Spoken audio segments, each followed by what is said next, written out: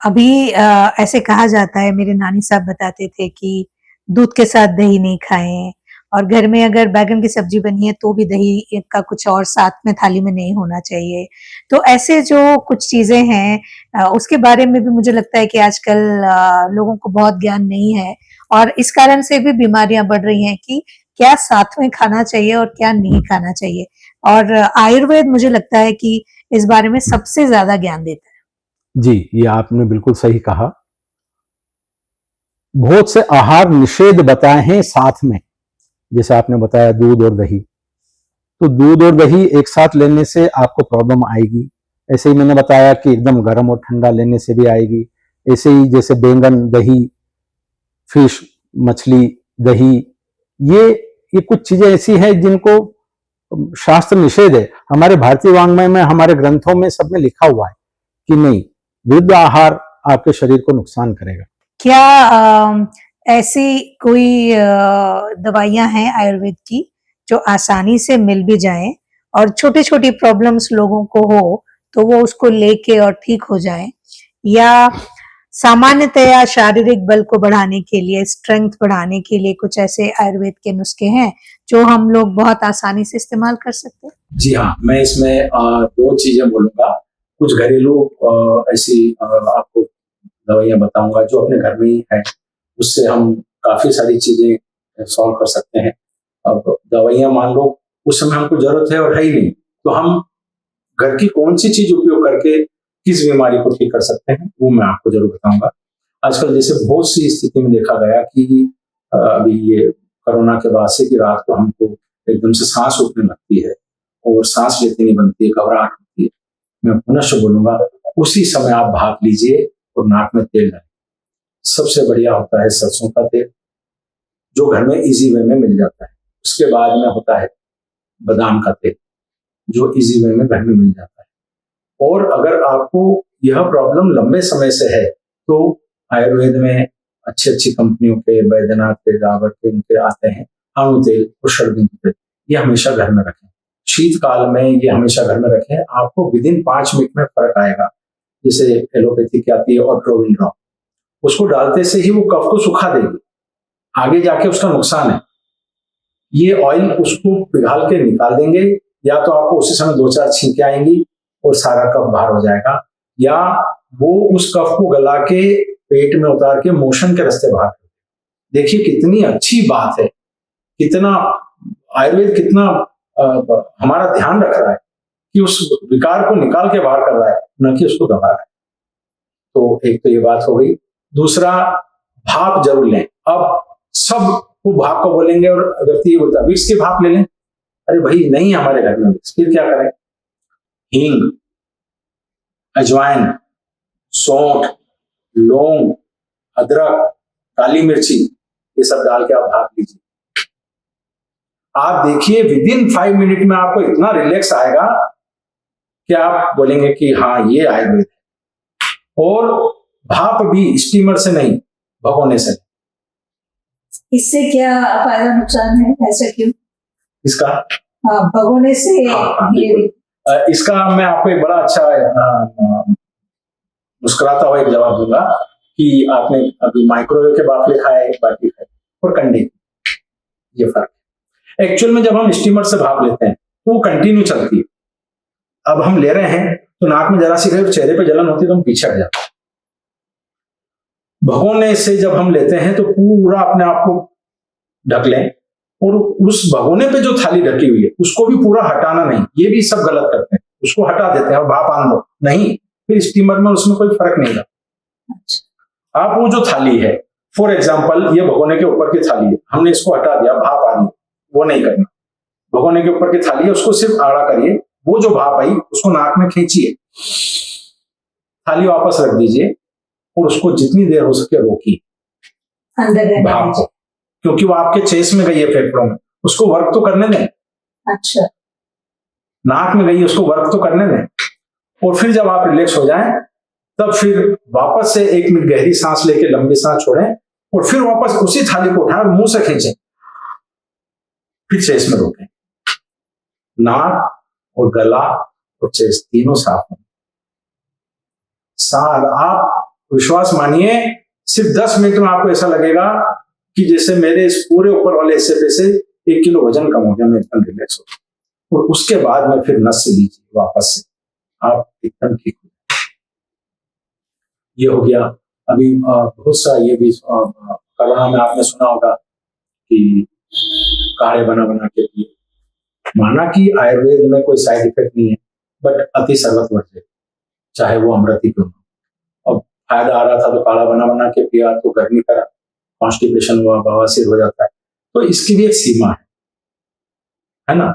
अगर आपको लग रहा है तो बढ़िया अदरक की, हल्दी की दूध पिए।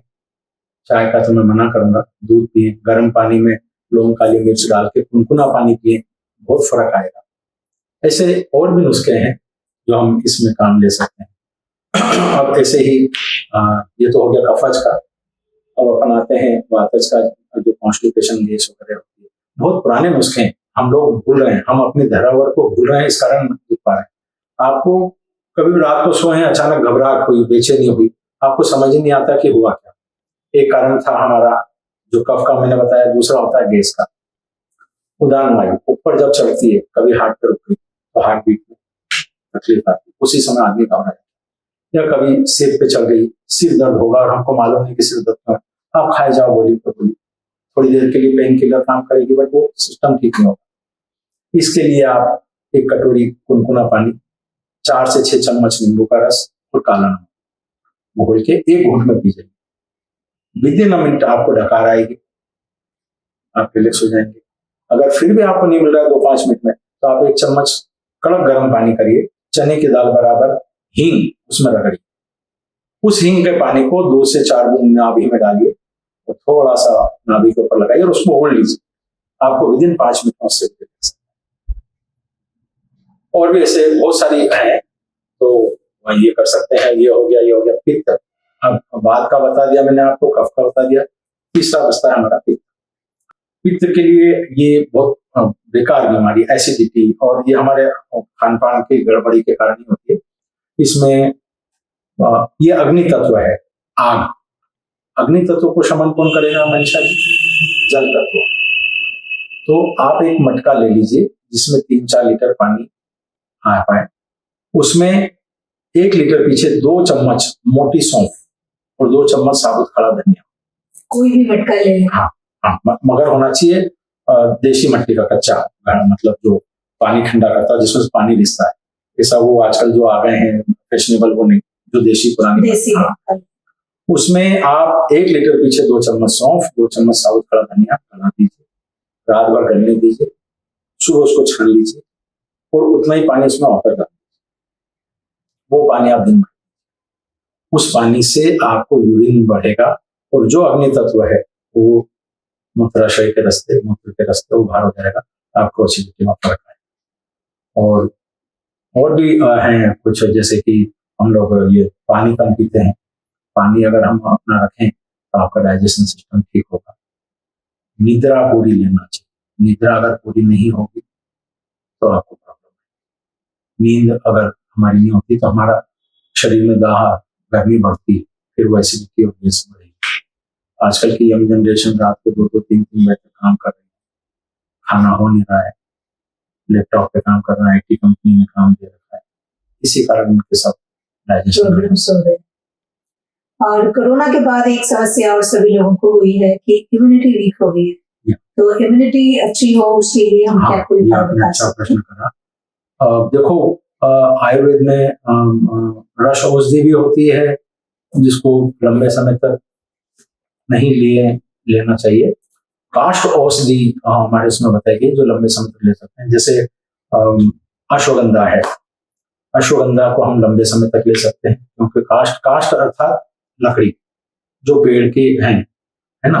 तो अश्वगंधा से इम्यूनिटी बढ़ती है? या बिल्कुल, अश्वगंधा से इम्यूनिटी बढ़ती है। और ये अपने और भी बहुत सारी हैं जिनसे इम्यूनिटी बढ़ती है। शिलाजीत भी आप ले सकते हैं। शिलाजीत भी नेचुरल है, पत्थर का पसीना बताया गया है, वो हमारे जोड़ों के दर्द को, इम्यूनिटी को बढ़ाने के लिए अच्छी है। अभी जैसे हार्ट की प्रॉब्लम्स बहुत चल रही है, इसके लिए भी मैं आपको बोलूंगा, अच्छी एक बात याद है कि अर्जुन पाउडर और दालचीनी ये आज के समय में जो अचानक जो हार्ट अटैक आ रहे हैं उसको हम समझ नहीं पा रहे हैं कि क्यों हो रहे हैं। मैं बोल रहा हूँ इसको अगर ले लेंगे तो आपको 50% तक वो रिस्क कम हो सकती है, क्योंकि दालचीनी जो है वो कोलेस्ट्रॉल को कम करती है और अर्जुन जो है वो हार्ट को बल देता है। इसको बनाने की विधि यह है कि 1 गिलास दूध लें और 100 ग्राम दोनों पाउडर ले लें, अर्जुन पाउडर, 100 ग्राम दालचीनी पाउडर, दोनों को मिक्स कर लें और 1 चम्मच अप्रॉक्स 10 ग्राम तक उसको दूध में डाल के 15-20 मिनट, आधा घंटा, जितने समय हो सके मैक्सिमम उबालें। जब वो आधा हो जाए तब उसको छानकर वो दूध सुबह सुबह खाली पेट पिएं। इससे आपका कोलेस्ट्रॉल, हार्ट, एलडीएल, एचडीएल सब ना। ये आजकल जो कहते हैं कि दूध अच्छा नहीं है, दूध मत पिए, इसका क्या कारण है? मैंने काफी अपने आपको सोचा, इस पर रिसर्च करा, क्योंकि दूध हमारे आयुर्वेद में तो बढ़िया बताया गया है, हमारे भारतीय वांग में भी बोला दूध बताया गया है। और हम तो जब छोटे थे तब अगर कभी किसी को दवाई देना हो या आपको भी खाना हो तो कहते थे दूध के साथ। हाँ हाँ बिल्कुल। और इस विषय पे अभी मैं भी बड़ा अपने स्वयं के लिए भी सोच रहा हूँ कि क्या यह सही है या गलत है, क्योंकि जिस नवजात बच्चे की माँ अगर हरी शरण हो जाए तो उसके लिए उसकी माँ होगी गाय। अब अगर हम आज उसी को दूषित मानेंगे, बोलेंगे कि उसका दूध नहीं लेना, तो ये तो बड़ी अतिशयोक्ति है। तो मेरे हिसाब से गाय का दूध तो लेना चाहिए। हाँ, इसमें आप इसलिए बोल रहे हैं क्योंकि जहां से ये दूध आ रहा है वो गाय वहां क्या खाए, केमिकल्स और अच्छी चीजें। बस इस कारण से एक मेरे को जो विषय समझ में आया कि वही, क्योंकि पहले गाय चरती थी, तो जैसे मान लो मैंने शतावरी का खेत लगा रखा है, तो उसकी जो आधा हिस्सा कटने के बाद बच गया वो गाय खाती थी। मैंने अश्वगंधा के पौधे लगा रखे तो अश्वगंधा गाय खाती थी। तो बजाय इसके कि हम ये कहें कि दूध बंद कर दीजिए, हम ये ध्यान रखें कि जहां दूध बन रहा है, जहां गाय रहती है, वहां हम जाके बातों को ध्यान रखें और उन लोगों को भी समझाएं और हम भी उनकी हेल्प करें कि वो अच्छा उन्हें भोजन मिल सके, ताकि हमारे समाज में भी लोग हेल्दी रह सके। उनको समझाएं, वो तो ठीक है मैम। आज 50 रुपए लीटर आपको दूध मिल रहा है या 60 रुपए लीटर मिल रहा है। अगर ये जड़ी बूटियां इतनी महंगी हो गई कि अगर वो उनको खिलाएंगे, गायों को देंगे या अच्छा स्वास्थ्य, अच्छा भोजन उनको देंगे, तो दूध का रेट बढ़ाएंगे, जो हम मना कर देते हैं कि भैया इतना महंगा हम नहीं। ये तो देखिए, फिर हमको ये चीजें समझनी होंगी कि यदि हमें उत्तम क्वालिटी का भोजन गाय को देना है और हमें उत्तम क्वालिटी का दूध चाहिए, क्योंकि दूध ही ये हमारे भोजन का बेस है। बिल्कुल आप सही। हम इसको छोड़ देंगे तो हमारी, कहते हैं ना, आयुर्वेद का ही ये कहन है कि जो अवेलेबल है मौसम के हिसाब से वो खाएं और जो डेमोग्राफी के हिसाब से, स्थान के हिसाब से अवेलेबल है वो खाएं। तो मेरा ये मानना क्या, इतने सालों से देखा है, बच्चा पैदा होता है तो उसे दूध पिलाया जाता है, और मुझे तो ये पता है कि हमारे परिवारों के बुजुर्ग आज भी रोज 1 गिलास दूध पीते हैं और आज भी 70 इयर्स के, 75 इयर्स के हैं तो भी। तो बजाय इसके कि हम ये कहें कि दूध ना पिए, हम ये प्रयास करें या हम सब मिलके समाज में इस बात का ध्यान रखें कि हमारी गाय या भैंस जहाँ से दूध हमारे पास आता है वहां सुधार करने की। मनीषा जी, आज अगर इस धरा पे, भारतीय धरा पे, अगर हमारा धर्म, हमारा संस्कृति अगर बची है तो सिर्फ गाय के कारण बची। मैं आपको बोलता हूं कि गायों को संरक्षण दो, गायों को ध्यान दो, हमारा भारत बहुत आगे जाएगा। गायों से ही हमारी सारी उत्पत्ति है। गायों पे विशेष ध्यान दो, गायों को अच्छा खिलाओ। गायों की भूमि होती थी चरने, खत्म ही हो गई, आज मल्टियां बन रही है। चरनो ही बोलते थे इसको। कहाँ है? अब वो आज भी कह रही है गाय कि मैं तुमको अच्छे से अच्छा दूंगी, मुझे तो दो। तुम मुझे 10% दोगे, मैं तुमको उसको रिटर्न 50% करूंगी, तो मुझे अच्छा दो। उसको खाने को नहीं मिलता, और दोहन करने के लिए हम ज्यादा दूध इंजेक्शन लगाने लगे। इसीलिए मैंने जब ये सवाल बहुत सारे लोगों से पूछा तो उनका कहना था कि इसीलिए मना करते हैं कि उसमें बहुत सारा या तो केमिकल या इंजेक्शंस या दवाइयां इतनी ज्यादा गाय के पेट में जा चुकी होती हैं या भैंस के पेट में जा चुकी होती है कि वो दूध फिर हमारे लिए उतना पौष्टिक नहीं रह जाता। तो अब ये प्रयास सब हमारा सबका है कि हम कैसा भारत चाहते हैं, उसके अनुसार हमें एक्शंस भी करने